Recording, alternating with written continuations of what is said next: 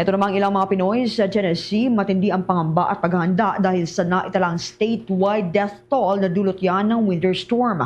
May mga report ang Star FM Manila. Matindi ang pangamba at paghahanda ng ilang mga Pinoy sa Tennessee dahil sa nararanasang winter storm sa kanilang estado at sa maraming bahagi ng Estados Unidos. Sa estado ng Tennessee pa lamang, umabot na sa nasa 14 ang death toll dahil sa winter storm na pinangalanan ngang Fern. Kabilang pa sa mga estadong idineklarang nasa ilalim ng state of emergency ang New York, Missouri, Tennessee, Virginia, Maryland at Pennsylvania. Kasama rin ang Washington, D.C., Texas, Louisiana, Mississippi, Alabama at Georgia, South Carolina, Michigan, maging ang North Carolina at Philadelphia. Tinatayang nasa mahigit 100 na ang naiulat na patay sa buong bansa.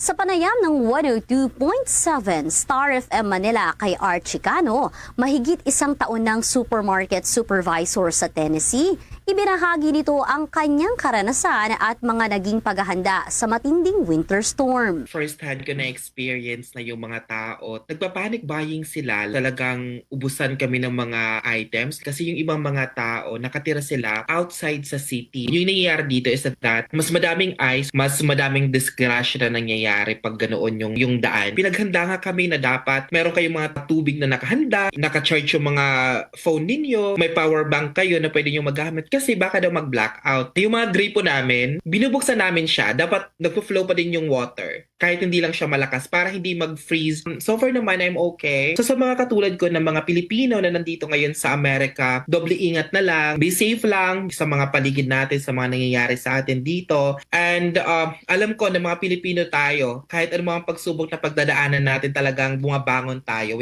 We always rise up. Yan ang report mula rito sa himpilan ng 102.7 Star FM Manila. Nagulat Star DJ Kimi Gora, and this is Bombo Radio Philippines, the #1 and most trusted source of news and information. Basta Radyo, Bombo!